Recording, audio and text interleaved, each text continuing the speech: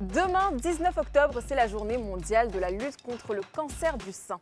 Nous vous réservons donc une émission pleine d'espoir et d'apprentissage. Mais en attendant demain, aujourd'hui, nous avons décidé de parler de deux types de cancers. Donc le cancer du sein avec une CP engagée dans la lutte, mais également un autre cancer méconnu, celui des ganglions.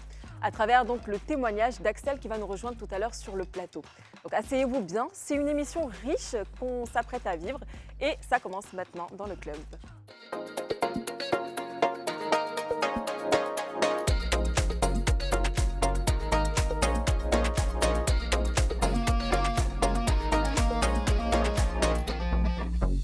Elles sont déjà sur le plateau et elles sont à ma droite. Donc on a Miss Dolou Axel et Madame Niamien Aïcha. Comment allez-vous? Ici, ça va. Et Ça va très bien, merci. Très très bien. moi, je vois deux CP très stylés. Très C'est vrai qu'on est là charmante. pour parler du cancer du sein, mais moi aussi, je suis stylée aujourd'hui. Alors, j'aimerais bien qu'on improvise un petit défilé, si ça vous dit. Voilà, je D'accord. donne le ton. Est-ce qu'on peut avoir une musique en régie? Voilà. Je suis trop sapée aujourd'hui là pour ne pas défiler quand même. Je te l'accorde. Une petite C'était musique pas comme ça, on va prévu, hein, mais défiler. je te l'accorde. Moi, ma CP, elle est très belle aussi. Merci On va faire un beaucoup. petit défilé. Donc, je donne le ton. Déjà, je suis habillée magnifiquement par GG Création. Voilà. Donc, j'improvise très un petit joli, hein. défilé. Magnifique. Oui, c'est pour la lutte contre le cancer du sein. Voilà. Voilà. À vous. Je vous laisse y aller. Ma Moi aussi. CP Aïcha à Les deux, ton hein. tour. Les deux. Voilà. Juste pour donner le ton. Hein. Voilà. Très, très La robe belle est magnifique. robe aussi.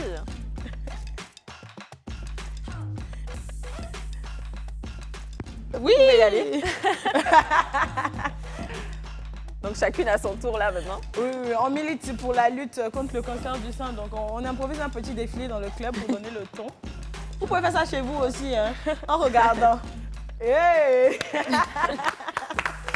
Merci. Ici, c'est le club, c'est bonne ambiance. C'est causerie entre filles. On oublie les caméras, on oublie tout. Puis voilà. Donc voilà, comme Nicky l'a dit, c'est détente ici. Ok. Donc vous m'avez dit donc c'est Aïcha et puis de ce côté nous avons Axel. Alors Aïcha, j'ai cru comprendre que vous faites partie donc d'une ONG Effectivement. et elle existe depuis combien de temps cette ONG? L'ONG Think Tank Nano existe depuis octobre 2022. Alors c'était quoi le nom? Think Tank Nano. Ting Ok. tong Ting-tong. nanon. Think comme penser en anglais, tank comme thank you et Nano. Ah, Pour faire ting référence à la culture africaine. D'accord. tank Nano. nanon. Ah, Nanon. d'accord. D'accord. Ok. Et elle consiste à quoi cette ONG? L'ONG Think Tank Nano milite en faveur des femmes pour à leur apporter un soutien émotionnel, particulièrement les femmes qui font face à des situations très graves comme le cancer du sein et d'autres maladies plus graves. Ah, d'accord. Ok. Et cool. j'ai cru comprendre qu'il y avait une petite histoire derrière tout ça. Oui. Et c'était quoi l'histoire? On va dire que c'est le storytelling de la présidente de l'organisation, Madame D'accord. Frédéric Leninger, qui est elle-même passée par cette étape-là, qui a vaincu le cancer du sein et qui était même à un stade très avancé, voire agressif. Donc, Wow. elle partage aujourd'hui son témoignage afin de soutenir d'autres personnes et nous l'accompagnons dans cette tâche. C'est un réel plaisir. D'accord. Et toi qui as déjà écouté son témoignage, qui as déjà écouté son histoire, est-ce que tu peux nous expliquer un peu plus ce qui s'est passé par rapport à tout ça? D'accord. Madame Frédéric, bon, elle était jeune, on va dire. Frédéric, D'accord. comme une toute jeune fille qui vit naturellement sa vie. Et elle a remarqué, comme Madame l'a dit, de l'autopalpation, qu'il y avait D'accord. une boule dans son sein. Ensuite, d'autres symptômes se sont ajoutés, comme des migraines, comme le manque de sommeil, la fatigue.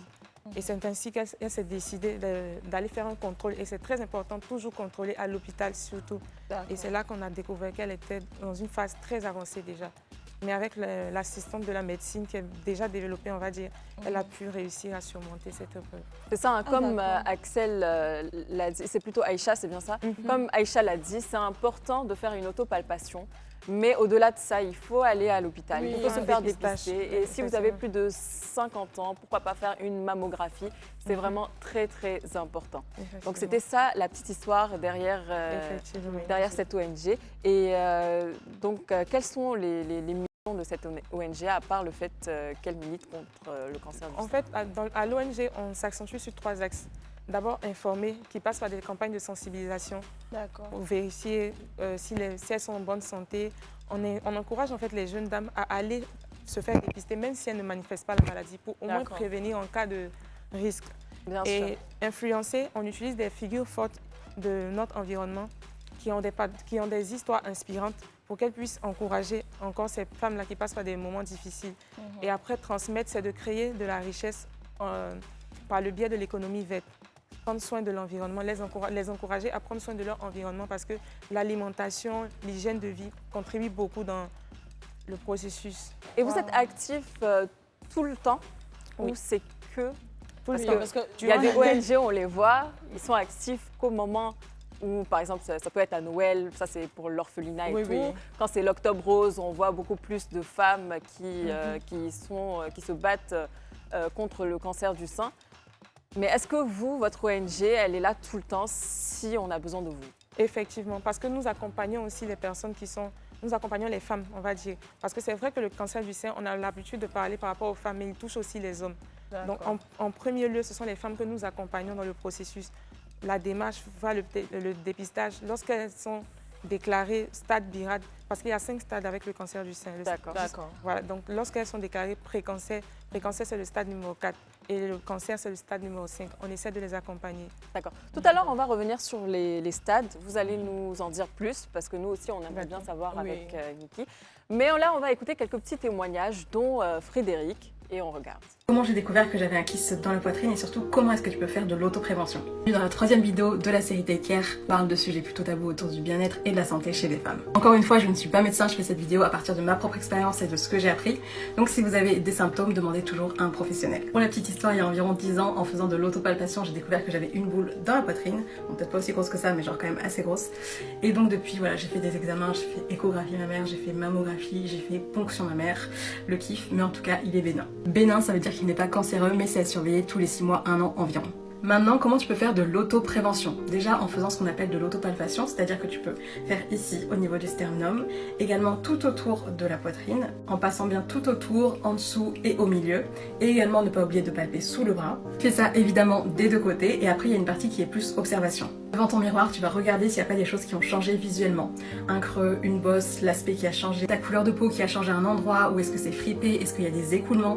Voilà, fais bien attention à tout ça. Si tu remarques donc des nouvelles choses ou des douleurs que tu n'avais pas avant, eh bien je te conseille de demander conseil à ton médecin. C'est pas la peine de s'inquiéter, mais c'est toujours important de faire attention. Quand il y a quelque chose qui est important à savoir, c'est que en période SPM, donc juste avant les règles, tu peux avoir les seins qui sont plus tendus, tu peux avoir des douleurs, et ça c'est souvent lié du coup aux règles, donc c'est pas grave et c'est pas la peine de s'inquiéter. Je te conseille plutôt de faire ton autoprévention plutôt après les règles, au moment où les seins redeviennent entre guillemets normaux. J'espère que cette vidéo t'a plu, en tout cas n'hésite pas à t'abonner si tu veux voir d'autres vidéos dans ce style, et je te dis à très bientôt pour une prochaine vidéo. Ciao ciao.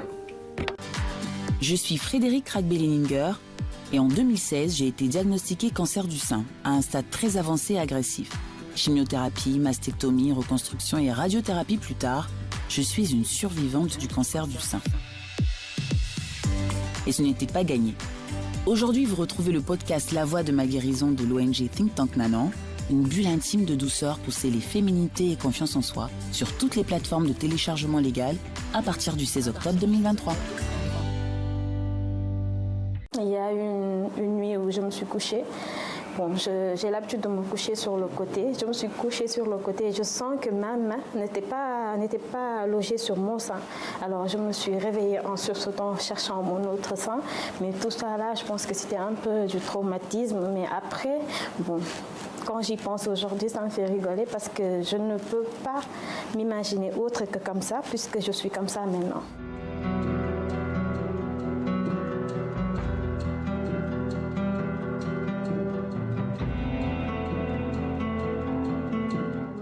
Elle m'a été diagnostiquée le 4 janvier 2021.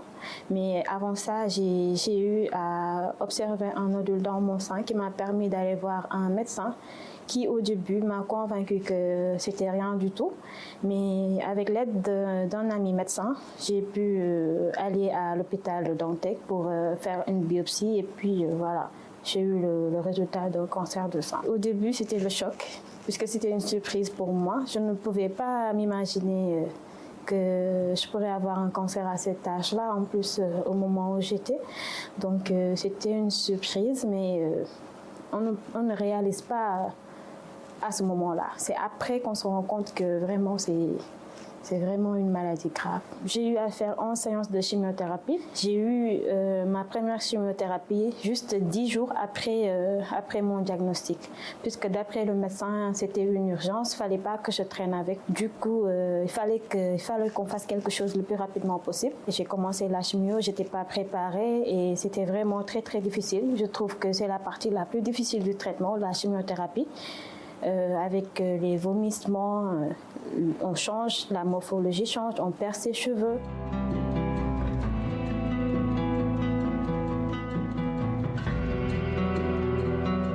C'était un peu difficile pour moi au début d'accepter parce que je disais carrément non, non, non, non.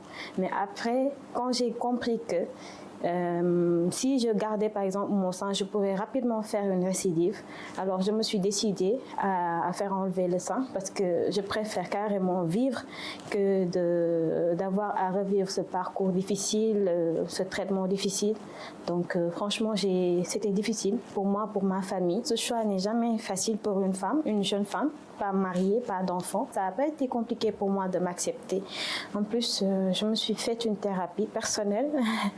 Donc, à tout moment, je me mettais devant la glace, j'enlevais mon t-shirt et je me regardais. J'essayais d'accepter, de me reconnaître en fait dans ce corps. Et je me disais tout le temps que ça, c'est mon nouveau corps. Pour les personnes, les femmes qui ont peur d'être rejetées, je leur dis que tant que vous ne vous acceptez pas, on ne vous acceptera pas. Alors moi, j'ai appris à m'aimer comme ça, parce qu'après tout, ce n'est qu'un sein. Même si c'est un membre peut-être important pour la féminité, mais le sein n'a pas vraiment de fonctionnalité autre que l'allaitement. Tu es parfois mal jugé, on te regarde, on pense que voilà, cette maladie c'est contagieux, ou bien on pense que c'est une personne qui va bientôt mourir, c'est une personne fragile. Moi je dis aux femmes qui souffrent de cette maladie-là particulièrement, d'être fortes et de savoir que cette maladie-là, c'est plus un combat psychologique qu'un combat physique. Parce que le physique, on peut se renforcer toujours de médicaments et autres, mais dans la tête, il n'y a que nous qui pouvons faire quelque chose. C'est vrai, c'est difficile. Il nous arrive parfois de tomber, de pleurer, de s'effondrer. C'est des choses qui ne peuvent pas manquer. Mais après tout, il faut se relever. C'est vraiment touchant. Et puis, on voit que c'est vraiment des survivantes, des guerrières. C'est très inspirant, en tout cas. Tout à l'heure, Antonella parlait de certaines ONG qui militent que quand le temps arrive, par exemple, à Noël, on voit les ONG pour la solidarité. À Octobre Rose, on voit les ONG pour le cancer du sein et tout. Mais vous, comment votre mois d'octobre est aménagé? Parce que le mois d'octobre, c'est vrai que c'est un mois qui est long, mais il est clairement chargé. Donc, comment est-ce que vous aménagez le mois-là pour donner cet accompagnement-là à ces femmes ou même ces hommes, comme tu l'as dit tout à l'heure, Aïcha, qui souffrent de cette pathologie? D'accord. Déjà, on a fait un lancement la semaine dernière, le lancement de nos activités pour venir en aide aux femmes qui sont victimes du cancer du sein. D'accord. C'était le lancement d'un podcast, le témoignage, une partie du témoignage de la présidente de l'association. Et durant tout ce mois, tout ce qu'on a pu recueillir comme don, on compte l'utiliser pour aider particulièrement les femmes qui n'ont pas de moyens pour se faire soigner plus tôt. D'accord. Et c'est sur le long du mois d'octobre, on compte plus faire des sensibilisations, des collectes de dons et aider ensuite. Donc, on pourra dire que votre mois d'octobre sera placé sous le signe de la sensibilisation et de la collecte de dons. Effectivement. Mais pourquoi la collecte? Est-ce que le traitement est coûteux ou les médicaments sont chers? Effectivement, le traitement il est très coûteux. D'accord. Est-ce que vous avez un peu une idée des différents prix qu'on pourrait avoir? Non, moi non. Mais moi-même, j'ai failli avoir le cancer du sein. Et je n'ai pas fait de traitement parce que effectivement le traitement était vraiment très coûteux. Et il était vraiment très coûteux. Et pour ma part, c'est Dieu qui m'a guéri en fait. Est-ce que tu pourrais nous en dire un peu plus? Parce que là, tu suscites la curiosité chez nous. Qu'est-ce qui s'est passé? J'ai découvert aussi qu'il y avait une boule dans mon sein qui me faisait super mal. Et après, j'ai ressenti des ganglions dans les selles gauches particulièrement. Je manquais d'appétit, de sommeil, je maigrissais gravement. Et ça m'est venu à l'esprit, et si tu as le cancer du sein? Et j'ai tapé sur Internet, j'ai fait les recherches, c'était exactement les symptômes. Avec les parents, on est allés à l'hôpital, on a fait des examens, on m'a dit que j'étais au stade biratoire. Alors que juste après le stade viral 3, c'est le stade viral 4 qui est le pré-cancer. Donc, je partais vers le cancer. Ah. Et vu que je ne pouvais pas sur le champ, bon, à l'hôpital, on m'a dit on ne peut pas me mettre sous traitement parce qu'il faut forcément que je fasse la maladie ou que je sois en pré-cancer. Chose que j'ai trouvé vraiment bizarre. Du coup, on ne m'a pas mis sous traitement. Qu'est-ce que j'ai fait? J'ai régulé mon alimentation et j'ai pris soin de moi. Et les années qui ont suivi, j'ai plus jamais ressenti de mal. Mais est-ce que tu as de la famille ou des parents qui ont déjà manifesté le cancer? Ma mère m'a dit que ma grand-mère, elle avait une boule dans le sein. Ma mère également, quand elle était jeune, elle est passée par la même étape. Elle avait une boule dans le sein. Plus moi, je pense que c'est héréditaire aussi. Mais ils t'ont pas dit que c'était le cancer? Non. Ils m'ont dit que j'étais juste au stade viral 3 et que c'était une tumeur bénigne. Bon, c'était pas assez grave, mais si je ne prenais pas soin de moi, je risquerais de... D'accord. Et ça date depuis combien de temps? Depuis 2018-2019. Et depuis ça, plus rien? Plus rien. D'accord. Mais après, ça montre quand même le caractère héréditaire du cancer, hein, parce que la grand-mère a eu le truc stade 3, la mère et la fille. Franchement, c'est à ne pas négliger. Hein. Bien sûr que c'est à ne pas négliger. Même si on n'a pas un membre de notre famille qui l'a déjà eu, il faut quand même aller se faire dépister. Oui, quant à toi, Axel, certes, tu n'as pas eu le cancer du sein. Tu as eu un autre type de cancer. On en reviendra tout à l'heure. Mais est-ce que toi, par exemple, tu connais les gestes à faire pour vérifier si... Par rapport à moi, mon cancer, je ne connais pas vraiment. Pas toi, ton cancer, mais plutôt par rapport au cancer du sein. Non. Je sais qu'il faut se palper les seins de temps en temps, mais à part ça, non, je ne sais pas. Mais tu le fais pas? Non. Tu le fais pas? Mais tu sais que c'est important? Oui, je sais. Ok. Est-ce que tu t'es déjà fait dépister au moins? Non. Non plus. D'accord. Alors, on va regarder une vidéo quand même qui nous montre comment se palper et puis on regarde, on revient tout à l'heure.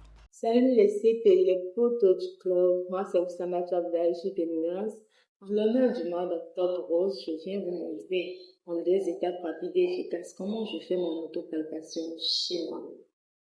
Il est très important de rappeler que l'autopalpation se fait chaque mois, 2 à 3 jours après la menstruation. Ne pas les confondre avec les modifications hormonales dues au menstru.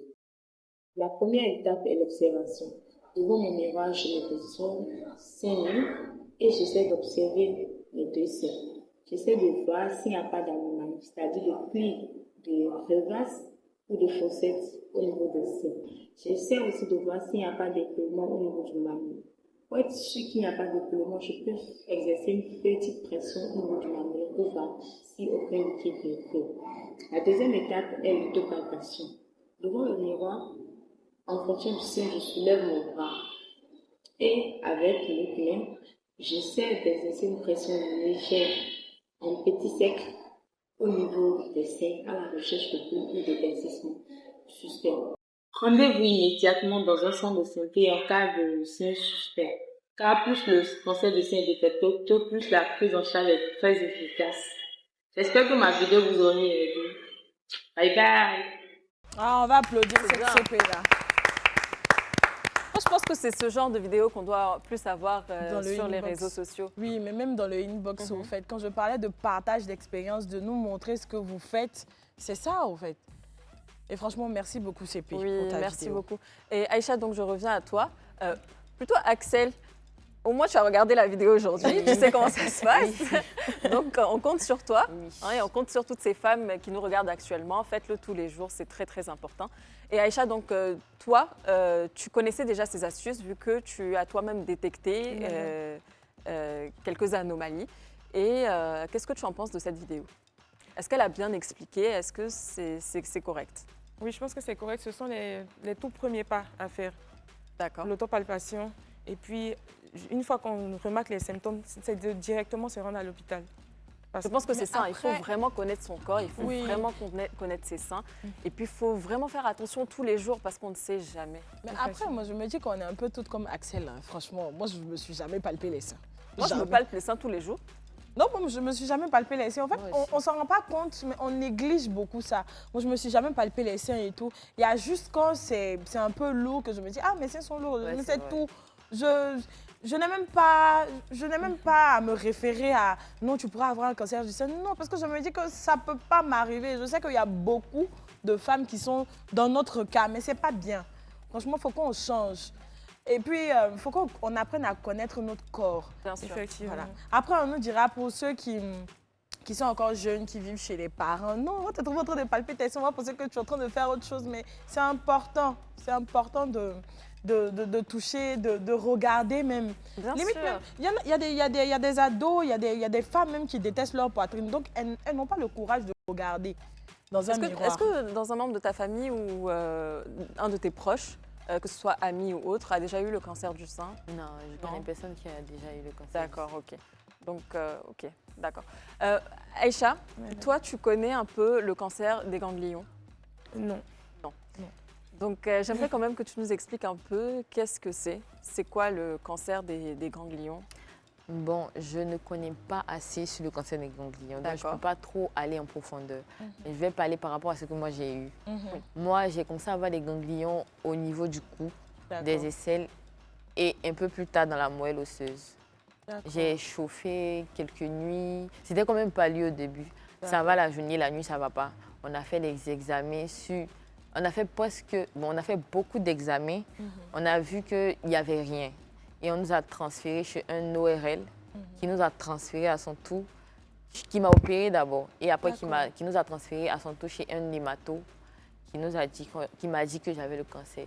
Sinon, je ne savais pas. Je n'étais pas informée par rapport à ce genre de maladie. L'ORL m'a dit que j'avais un lymphome, mais je ne savais pas c'était quoi.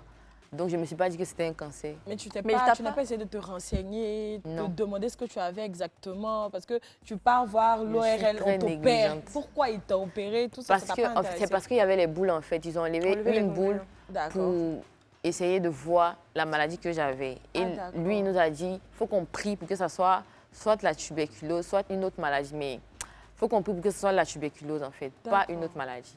Parce que les maladies qui viennent après la tuberculose seront très graves. Dans les symptômes, on sait qu'on parle de perte de poids. Est-ce que toi, tu as déjà eu, cette perte de poids-là? Et comment ça s'est passé? Est-ce que tu as eu même d'autres symptômes? Oui. C'était quoi les symptômes? J'ai eu des taches, les boutons au niveau du corps, ici, ici. C'était sur mon corps, ça ressemblait à des ces taches-là se sont apparues avant les ganglions? Non, pas avant les ganglions, mais avant qu'on ne me diagnostique même le cancer. D'accord, ok.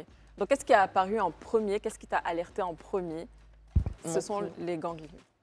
Et les ganglions dans le cou. Et ça a duré combien de temps avant que tu ne partes à l'hôpital? Ce sont mes camarades qui m'ont interpellée à l'école. Le même soir, j'ai dit à ma maman, le lendemain, nous sommes partis à l'hôpital. On a fait 2 mois d'examen. Wow. Donc, toi-même, tu n'avais pas vu ça? J'avais rien. C'est à l'école, ma camarade m'a dit, regarde ton cou, c'est enflé. Je n'ai pas paniqué, mais arrivé à la maison, j'ai dit à ma maman, c'est elle qui a paniqué, parce qu'elle panique pour tout. Et là, tu avais quel âge quand ça s'est passé? 20 ans. 20 ans. J'étais en licence 2, en 2018. En 2018, dis donc. Et après ça, donc, les taches ont commencé à ressortir. Oui, c'était un peu comme des gales. Ici. Ça te démangeait? Oui. Ah bon? Et puis sur le cou aussi. Donc je pensais que c'était par rapport aux bijoux que je portais. Mais après, quand j'enlevais, ça continuait. Ici, je ne porte pas de bijoux, ça sort. Donc je ne comprenais pas. Au fur et à mesure qu'on faisait les examens, on disait qu'il n'y avait rien, que j'avais que les gaz dans le ventre. Donc on ne comprenait pas. Et il y a un médecin qui nous a transférés chez un ORL. Lui, il a décidé de m'opérer, de prendre un ganglion, faire les examens. 2 semaines après, c'était en janvier, fin janvier. On est allé chercher les résultats. Il nous a dit que j'ai le lymphome. On était contents parce qu'on ne savait pas c'était quoi. On s'est dit que Dieu merci, c'est pas la tuberculose. Dieu merci, c'est pas la tuberculose. Le manque d'informations sur beaucoup de choses. Oui. Il faut chercher. Oui. C'est-à-dire même quand on te l'a dit, tu n'as pas essayé cherché parce qu'il a dit le lendemain, venez. Donc moi, j'ai pas cherché à savoir, mais il y a mon ami qui a cherché qui ne m'a pas dit. Lui, il a cherché sur Google, il a vu que c'était un cancer, il ne m'a pas dit. C'est le lendemain, chez l'hémato, il a dit, ah, maman, ta fille a un cancer. Et là, comment vous prenez la nouvelle? Tu pensais, c'est que tu vivais ta vie. Tu vivais ta vie, CP. Tu n'avais aucun problème. Un matin comme ça, tu as ganglion, tu pars à l'hôpital, on décide d'enlever, on te fait des examens, on dit tu as lymphome, on te dit que c'est cancer. Bon, comment moi, quand il a annoncé, Ma maman, c'est elle qui a commencé à pleurer. Parce qu'elle est bêtée, elle a commencé à crier, pleurer. Donc, tu vas faire... Oui. Wow, il a senti un peu la beauté là, quelque part. Elle a commencé à crier, pleurer. Moi, je n'avais pas encore réalisé. Je la regardais, je ne savais pas pourquoi elle pleurait. Je n'avais pas encore réalisé. Donc, le docteur essayait de la calmer. I feel you. Moi, je la regardais, je ne comprenais pas. Mais quand il a réussi à la calmer, c'est là que j'ai réalisé que moi, j'ai le cancer.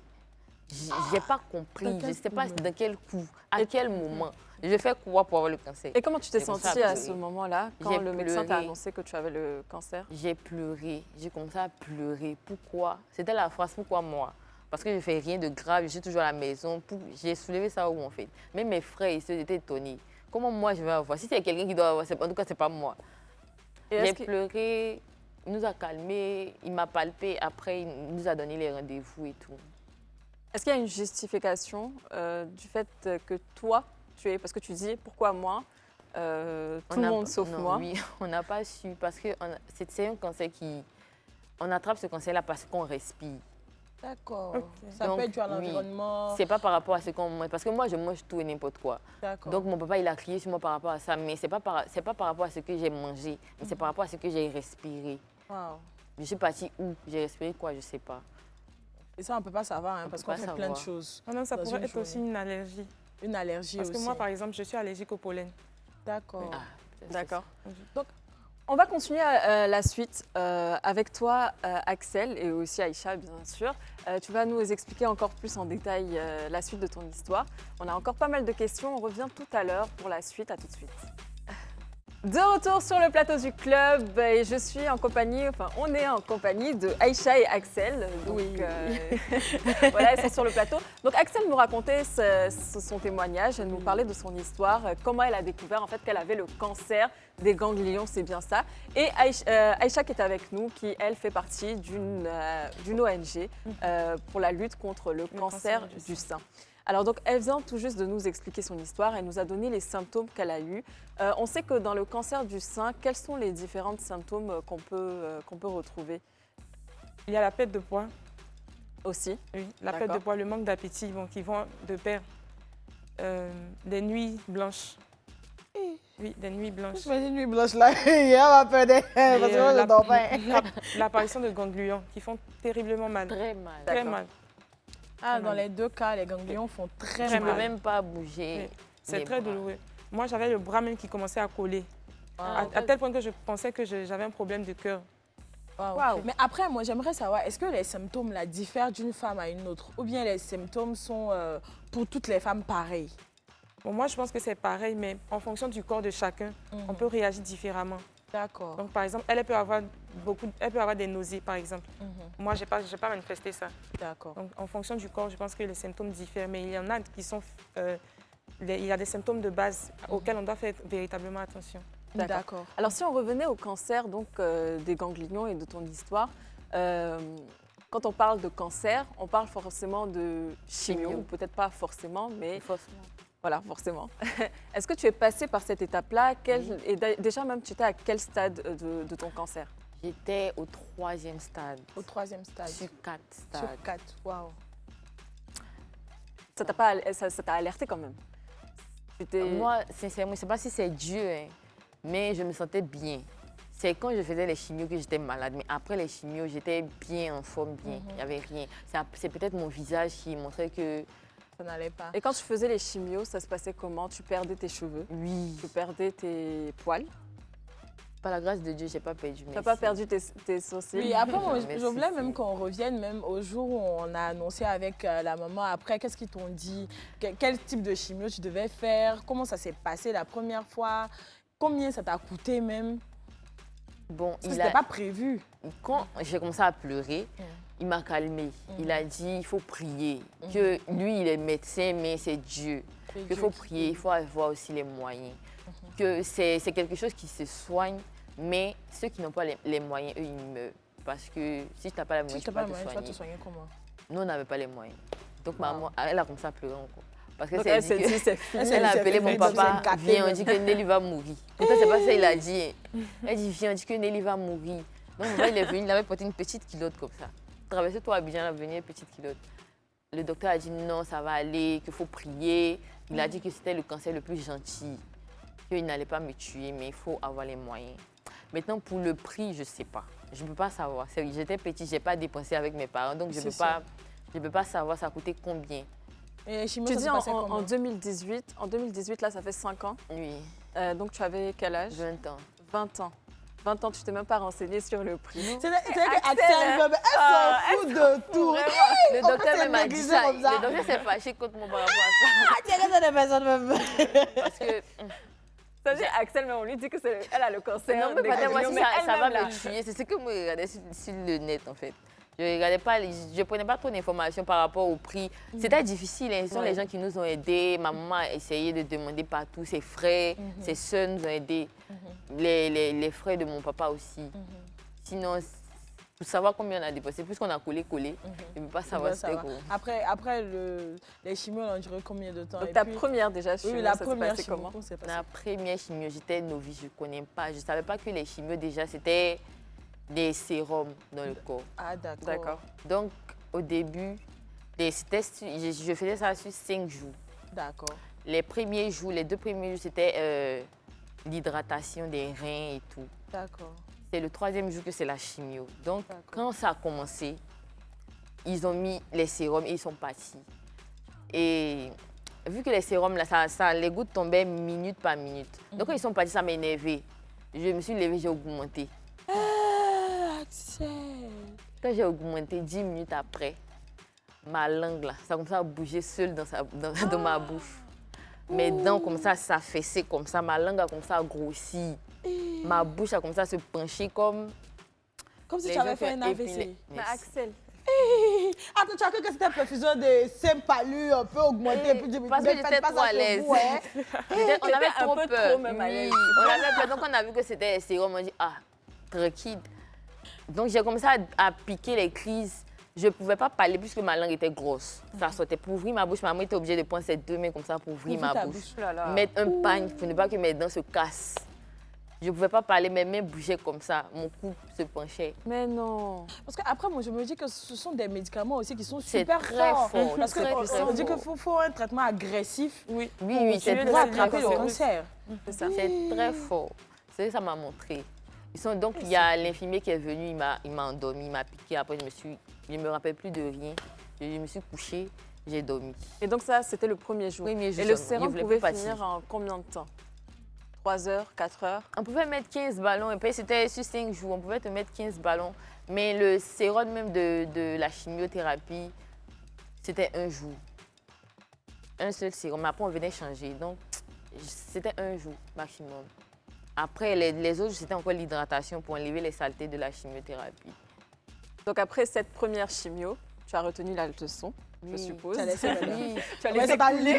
Je voulais même plus partir. Je voulais plus partir là. Plus que je suis arrivée à la maison, je pleurais. Je ne veux plus partir. Je ne savais pas que c'était parce que j'avais augmenté en fait. Et comment ta famille a réagi par rapport à ça?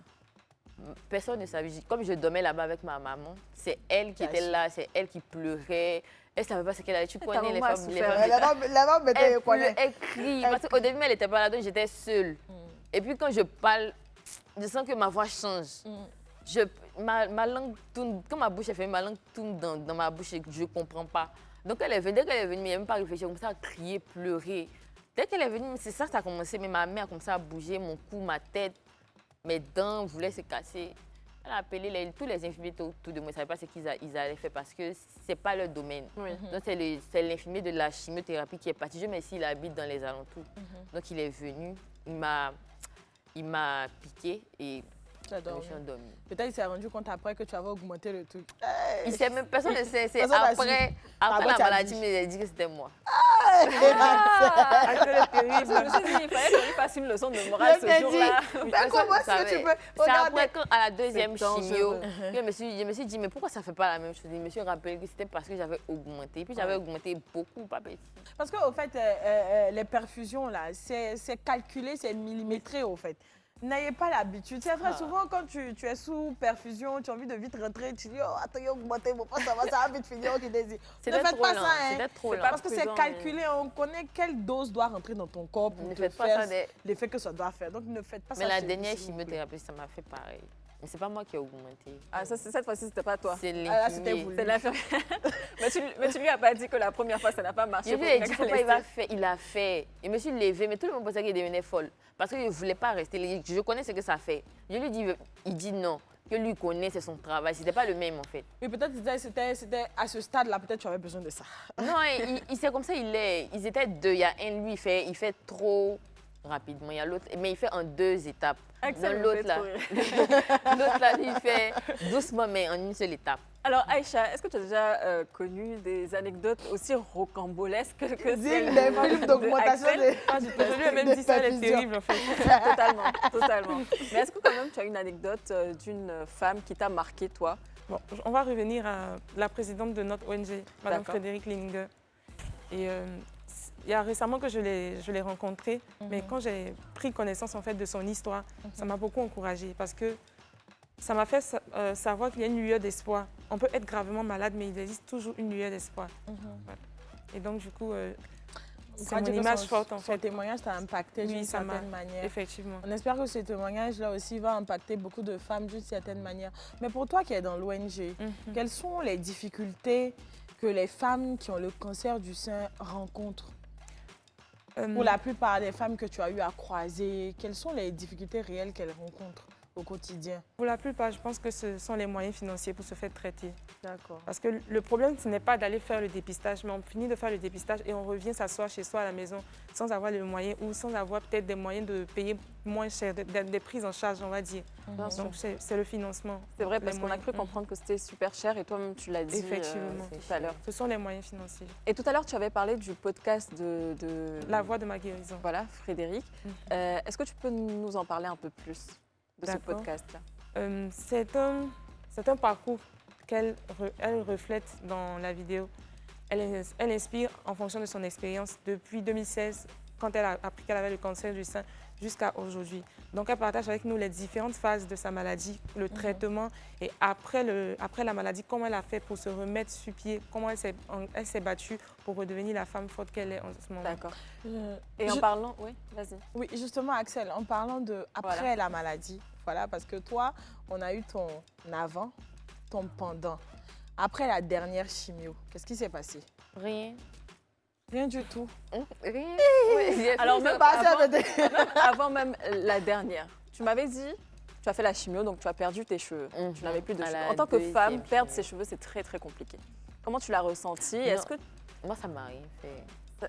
Je savais que j'allais perdre mes cheveux. Ok, donc tu savais que Je tu allais savais. perdre tes C'est ma cheveux. grand-sœur qui m'a dit un jour, j'avais pas encore commencé les chimios, elle m'a dit, hey, toi, tu as perdu tes cheveux, ça, tout va quitter.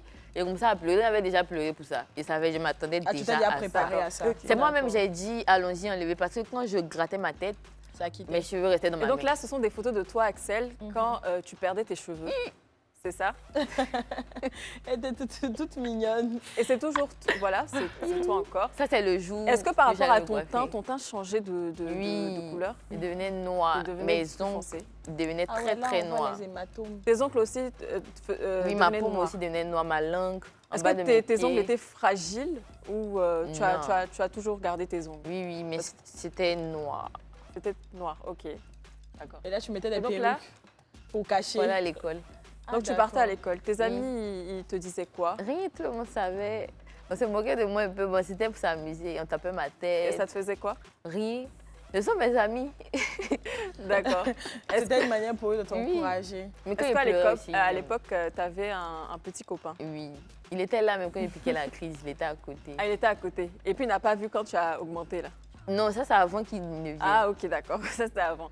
Et comment Et- il a pris la chose? Il parlait, parce que quand je demandais si ma voix change, il me disait non. Lui et puis maman, il disait non. Donc ça m'énervait en plus parce que je savais que ma voix changeait. Donc ça m'étouffait encore plus parce que j'étais énervée. Donc lui, il était là au tout début quand...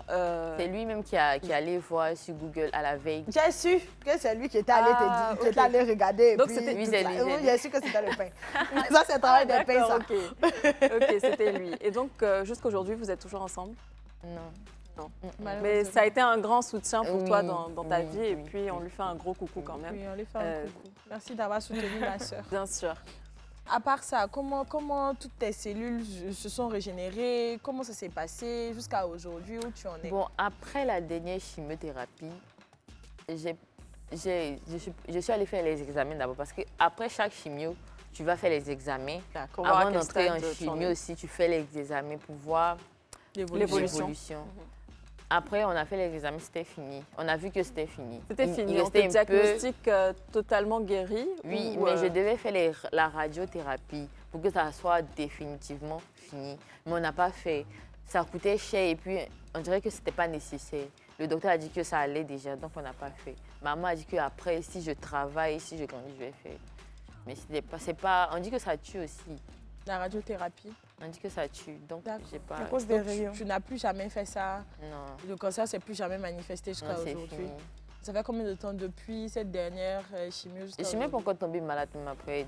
Depuis 2018, je ne suis pas encore tombée malade. Depuis 2018, même pas un palu, un rhume? La fatigue, mais juste pas... la fatigue, pas de maladie. Les maux de tête, mais... Alors aujourd'hui, tu es beaucoup plus informée, en tout cas du peu de ton expérience. Est-ce que tu peux faire quand même passer un message à toutes ces personnes qui sont dans cette situation aujourd'hui, actuellement? C'est vrai que toi, tu nous dis que ça t'a rien fait, mais il y en a qui souffrent énormément. C'est Dieu. Mes camarades me disaient ça, que c'est Dieu. Non, mais quand elle dit ça lui a rien fait, moi je pense que c'est une manière de parler. Je n'étais pas couchée. Il y a des gens qui ont le cancer qui sont couchés. Moi, je connais une tante super à son âme qui était couchée. Oui. Elle avait le cancer, elle était toujours couchée. Moi, je partais à l'école. Les médecins me disaient de ne pas partir à l'école. Je partais à l'école. Je ne restais pas à la maison. Les gens du quartier... Tu aussi, hein? Non, mais je ne pouvais pas rester à la maison comme ça. Maman ne voulait pas que je ressemble à quelqu'un qui est malade. Donc, les gens du quartier ne savaient pas ce que j'avais. Elle me donnait les chapeaux pour porter, les perruques. Donc, on ne savait même pas que j'étais malade. C'est après, il y a d'autres, comme ils sont propriétaires, ils ont su. Mais tout le monde ne savait pas. D'accord. Donc, est-ce que tu peux nous faire passer un petit message? N'augmentez pas, vous qui avez le cancer, n'augmentez pas les sérums là. Sinon, vous allez mourir. Ne faites pas ça. Ne faites pas ça chez vous. Après ça, moi, je ne sais pas quel conseil donner. Courage. De toute façon, aussi. réfléchis bien en tout cas. En fin d'émission, tu nous donneras ton mot de fin et puis ainsi que Aïcha tout à l'heure. Mais là, pour le moment, on part pour une petite pause publicitaire. À tout de suite. De retour sur ce plateau du club avec Aïcha, Axel et Niki. Oui. On va continuer donc notre petite discussion tout à l'heure. Là, pour le moment, on va partir pour un petit micro-trottoir. On regarde. Je suis Maï Mike, je suis journaliste et chef projet du Grand Talk à l'FTV. Oui, je sais faire l'autopalpation. Une démo, d'accord. Pour ce que je sais, comme ça, on appuie comme ça pour voir s'il n'y a pas de boule. On fait le tour, on appuie comme ça. J'espère que les spécialistes me diront si j'ai réussi ou pas. Oui, je me suis fait dépister du cancer du sein, on va dire l'année dernière. Ce que je peux dire à l'endroit de toutes les femmes, c'est de s'y prendre tôt, de ne pas hésiter à se rendre dans un centre de dépistage, parce que mieux tu t'y prends vite, mieux on sait ton résultat et mieux on peut te prendre en charge. Non, j'ai pas encore fait le dépistage du cancer du sein. Je sais pas, mais je compte faire, en tout cas. Oui, j'ai vu des vidéos de palpation, mais j'ai pas encore essayé. Oui, avant la fin de ce mois, je compte aller me faire dépister. Enfin, j'incite en fait tout le monde, femmes comme garçons, à se faire dépister et tout. Et puis bon, voilà. Je suis Sandrine Quadio, journaliste à Live TV. Honnêtement, non. Je n'ai pas encore fait de dépistage, mais je compte faire. Il faut impérativement se faire dépister. Le cancer du sein tue des milliers de femmes par an. S'il vous plaît, faisons-nous dépister, c'est très important. Je suis Annie Quadio, chargée de production à Live TV. Oui, je me suis déjà fait dépister. Oui, je sais faire l'autopalpation. Je me suis fait dépister parce que j'ai eu une personne de mon entourage qui a eu la maladie. Et pour avoir été au premier rang de sa souffrance, franchement, je peux dire que c'est quelque chose qui m'a particulièrement traumatisée. Et franchement, pour cela, j'exhorte toutes les femmes à se faire dépister. Faites-vous dépister pour limiter les dégâts. Évitez d'avoir un sein coupé parce que plus tôt c'est détecté, mieux c'est. Pour le dépistage du sein, non, pas encore. Je n'ai pas encore fait de dépistage. Parce que je pratique l'autopalpation, donc je n'ai pas encore constaté une anomalie au niveau de mes seins, raison pour laquelle je n'ai pas encore fait le dépistage. Alors pour ce mois d'octobre rose, j'incite vraiment toutes les femmes à s'autopalper. Même si vous n'allez pas faire justement en fait, le dépistage à l'hôpital, il faudra soi-même utiliser ses mains, ses doigts, comme on dit, pour essayer de voir si on a une boule ou on a une anomalie au niveau des seins. C'est très important, ça pourrait vite vous alarmer pour pouvoir aller à l'hôpital, vous diriger vers un spécialiste et pourquoi pas résoudre le problème avant qu'il ne soit trop tard. C'est exact. Hein. L'une d'entre elles a dit plus tôt c'est détecté et plus tôt donc c'est guéri, donc soigné. Est-ce que vous savez où se fait ce dépistage-là, où on peut y aller pour le faire? Oui, bien sûr. Au CHU de Treichville, par exemple, centre hospitalier universitaire. Et chaque mois dans l'année, en octobre, ils organisent des journées de dépistage gratuites. Et pour cette année, c'était le vendredi 13 et le samedi 14. Et en général, c'est payant? En général, c'est payant, mais à ces temps-là, pratiquement de l'année, c'est totalement gratuit. Oui, moi, je me souviens bien, la saison dernière, j'étais allée dans un centre de dépistage avec Econ. Voilà. On s'en souvient, oui. Vrai. On s'est fait dépister, j'avais super peur, je tremblais, mais tout s'est bien passé. L'accueil a été chaleureux, les dames ont été gentilles, elles nous ont bien expliqué. On allait se faire dépister pour le cancer du sein et puis le cancer du col de l'utérus, voilà. Et en tout cas, c'était top. En arrivant là-bas, je me suis rendu compte qu'on néglige beaucoup le dépistage. Je pense qu'il y a des femmes qui pensent qu'après, comme on a entendu dans le micro-trottoir, l'autopalpation, quand tu ne sens rien, quand tu ne vois rien, tu es tranquille, tu ne dois pas aller te faire dépister. Mais moi, je pense que tu dois aller quand même te faire dépister. Parce que le corps médical est mieux habilité à te dire si tu as un problème ou pas.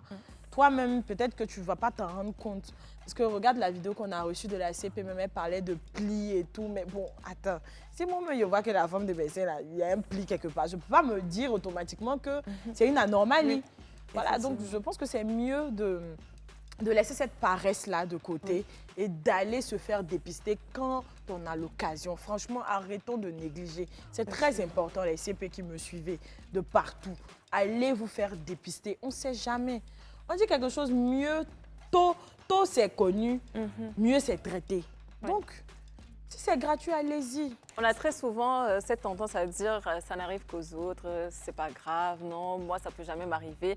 Comme Axel, ça peut jamais m'arriver, mais on ne dit jamais jamais. Et puis ça arrive à beaucoup de personnes et malheureusement il y en a qui sont passées, voilà, qui sont malheureusement décédées. Et aujourd'hui, il y en a d'autres qui sont des survivantes. Même si ce n'est pas le cancer du sein que tu as eu, c'est tout un autre type de cancer. Et c'est pareil, c'est consulter des médecins. Franchement, ça ne coûte rien. Bon, ok, quelques francs, c'est pas grave. Mais c'est pour votre santé, c'est pour votre bien. Et faites-le, surtout par rapport aujourd'hui au cancer du sein, vu qu'on est dans le mois d'octobre. Elle l'a dit en plus, aujourd'hui, le dépistage en ce mois-là est totalement gratuit. Donc vous allez dire oui, vous n'avez pas les moyens, mais voilà, on a aujourd'hui plein de centres qui font des dépistages gratuits. Donc faites-le, je vous demande, moi-même je vous demande pardon. On vous demande pardon, faites-le. Axel même, toi-même tu dois aller te faire dépister. Oui, comme ça je t'encourage. Ah c'est bon, laissez Axel. c'est tous les jours ou bien. Oui, non, mais on va aller ensemble. Cette année, on doit aller ensemble se faire dépister encore. Cette année, moi j'ai prévu d'y aller aussi. Oui, on ira. Voilà. Donc concernant le dépistage, vous nous avez dit qu'on peut se rendre même au CHU Effectivement. De Treichville. De Treichville, oui, d'accord, donc pour se faire dépister. Et puis, est-ce que tu peux nous montrer, parce que là, tout à l'heure, on a vu un peu comment se fait l'autopalpation. Est-ce que tu peux nous faire une petite démonstration ou ça te dérangerait? En fait, bon, selon moi, d'accord. Comment j'ai fait, moi, pour découvrir qu'il y avait une boule dans mon sein? J'appuyais juste mon sein comme ça. En fait, les douleurs, je trouvais les douleurs anormales. Ok. Donc, du coup, je me suis dit, tiens, s'il y a un problème dans le sein, forcément, c'est une boule. Parce que j'avais écho de l'actualité, en fait, sur le cancer du sein. D'accord. Donc, je ne faisais que appuyer. Et comme ça. Quand j'ai pressé une fois, j'ai touché la boule. D'accord. C'est à l'intérieur vraiment ou genre rien que de faire ça sur la boule? Oui, s'il y a quelque chose dans on peut le sentir. Et puis, elle se déplaçait généralement. Parfois, j'appuie ça ici, parfois, j'appuie ça vient là. Et donc, même là, si on ressent une petite boule, surtout les ganglions dans les aisselles. Surtout les ganglions dans les aisselles. Surtout dans les aisselles. Oui, parce que c'est comme ça que ça commence. D'accord, ok. En tout cas, aujourd'hui, vous le savez, hein, il y a le dépistage qui se fait donc dans plusieurs centres. On a l'autopalpation que vous pouvez faire tous les jours. On a également la mammographie à partir de 50 ans. Faites-les, ça ne vous coûte rien. Vaut mieux prévenir plus tôt, comme ça vous serez guéri plus tôt. Niki, tu avais quelque chose à rajouter? Ah oui, non, je continue dans ton élan hein, de demander au CP de laisser la négligence parce qu'il y a beaucoup de négligence. Voilà. Moi, si ce n'était pas la saison dernière du club, je ne serais jamais allée me faire dépister parce que je pensais comme tout le monde, ça arrive à tout le monde, mais pas à moi. Voilà. Mais quand tu as déjà l'endométriose, tu es exposé au cancer. Donc du coup, j'aurais dû aller me faire dépister tôt. Voilà, donc allez vous faire dépister, ça ne coûte rien. Franchement, même s'il n'y a pas eu de cas de cancer dans la famille, on ne sait jamais. Allez vous faire dépister. Nous sommes des femmes, donc. Voilà. Alors, Axel et Aïcha, on tire donc vers la fin de cette émission. Qu'est-ce qui vous a motivé aujourd'hui, surtout toi, Axel, d'abord, en premier temps, qu'est-ce qui t'a motivé à venir témoigner aujourd'hui sur ce plateau? Bon, il y a plein de personnes qui ne sont pas informées par rapport à la maladie que moi j'ai eue. Souvent, il y a des gens qu'on voit souvent, même dans la rue, très souvent dans la rue, ils ont des ganglions au niveau du cou. Quand je vois, je sais que c'est le cancer. Mais généralement, il y a une fois, ma maman, elle a dit à une femme que son enfant avait, elle dit que non, elle n'a pas l'argent de cancer, qu'elle va faire ça par indigénat. Moi, je voudrais dire à toutes les personnes qui souffrent du cancer, qui peut-être n'ont pas les moyens, qui pensent que ça peut se soigner par l'indigénat, ça ne peut pas. Le seul médicament, selon ce qu'on m'a dit, le seul médicament du cancer, ce sont les chimiothérapies. Donc, si vous avez, c'est mieux d'aller à l'hôpital, essayer de faire les examens, demander aux gens, comme nous on a fait, ce sont les gens qui nous ont aidés. Mes parents n'avaient pas les moyens. Donc, demandez autour de vous si on peut vous aider, mais ne pensez pas que le cancer peut se soigner avec les médicaments traditionnels, c'est impossible. C'est clair, c'est clair. En tout cas, c'est un très beau message. Merci pour ce message-là, Axel. Quant à toi, Aïcha, un dernier mot de fin donc, pour tous ceux qui nous regardent. Déjà, je vous remercie de nous avoir invités sur votre plateau. C'est un plaisir. Et pour moi, c'est une lutte. C'est une lutte pour moi parce que toute femme mérite d'être épanouie. Et on ne peut pas être épanouie si on n'est pas en bonne santé. Donc, c'est une lutte. Et à chaque fois qu'il y aura lieu de sensibiliser, j'y prendrai toujours part. Donc, c'est un réel plaisir pour moi. En tout cas, merci beaucoup les filles d'être venues sur ce plateau aujourd'hui, d'avoir témoigné, Axel. Et puis, pour ton ONG, si on peut juste rappeler le nom. Think Tank Nano. Est-ce que vous avez des pages, des réseaux sociaux? On a un compte Instagram. D'accord. Think Tank Nano. D'accord, ok, super. Donc vous avez toutes les informations. Donc demain, nous recevrons donc Dr Sonia Anagounou, qui était donc déjà passée sur le plateau du club. Également Dr Vanier et Sabine Bédia, notre survivante du cancer du sang. On compte sur vous. Rendez-vous demain donc à 14 h. On se dit à demain. Bisous. Merci. D'abord, l'examen visuel. Je me place devant un miroir et je recherche des boules ou des creux, des taches rouges ou d'autres modifications de la peau. Je vérifie en pressant les tétons qu'il n'y a pas un écoulement anormal ou bien des changements de forme ou de couleur au niveau des mamelons. Personnellement, je fais une photo de ma poitrine à chaque examen, toujours sous le même angle. Ça permet de voir si quelque chose a changé. Ensuite, je passe au deuxième examen, la palpation. Je lève le bras et je palpe mes seins avec la pointe des doigts à la recherche de changements ou de grosseur, de bas en haut, puis de haut en bas, ou bien en décrivant une spirale de l'extérieur vers l'intérieur. Je remonte bien jusqu'à l'aisselle et jusqu'à la clavicule. Vous pouvez vous examiner sous la douche ou en utilisant de l'huile de massage si vous préférez. Les symptômes les plus fréquents du cancer du sein sont des creux dans le sein, des mamelons rétractés, une altération du grain de peau, une boule visible, un écoulement anormal du mamelon, un changement de couleur des aréoles. Si je constate un changement, je prends rendez-vous chez mon médecin ou ma sage-femme. Même si vous vous examinez régulièrement, faites comme moi un examen de routine. Aujourd'hui, je vais vous montrer comment vous autopalper. C'est comme ça que j'ai trouvé mon cancer. Venez. Vous allez prendre les 3 doigts de la main en utilisant le plat des doigts, bras le long du corps. Vous allez commencer à faire des cercles d'extérieur en intérieur en roulant les doigts autour du sein jusqu'au mamelon. Quand vous arrivez au mamelon, vous pouvez presser le mamelon pour voir s'il y a des écoulements. Vous faites la même chose avec le bras derrière la tête, 3 doigts de la main, cercle d'extérieur en intérieur jusqu'au mamelon. Vous vérifiez sous l'aisselle, autour de l'aisselle, c'est là que j'ai trouvé mon cancer, sous la clavicule et les ganglions sous le cou. Vous faites la même chose de l'autre côté, bras le long du corps, derrière la tête, 3 doigts, cercle d'extérieur en intérieur. On presse sur le mamelon, l'aisselle, autour de l'aisselle, sous la clavicule, sous le cou pour les ganglions. Ensuite, vous allez faire la même chose. Allongé, bras baissés, levé, sous l'aisselle, autour de l'aisselle, clavicule et cou. Faites ça à partir de vos 20 ans, au moins une fois par mois, 3 jours minimum après les règles, pendant 5 minutes. Dites-moi si vous avez des questions et n'oubliez pas de partager, ça sauve des vies. Bonjour à tous, Miss Roxane, Miss Axel. On était ravis de prendre part à cette émission parce qu'on a beaucoup appris et on vous encourage à aller vous faire dépister, même si vous ne manifestez pas encore la maladie, par précaution. Tu as quelque chose à rajouter? Merci à Live TV. Merci.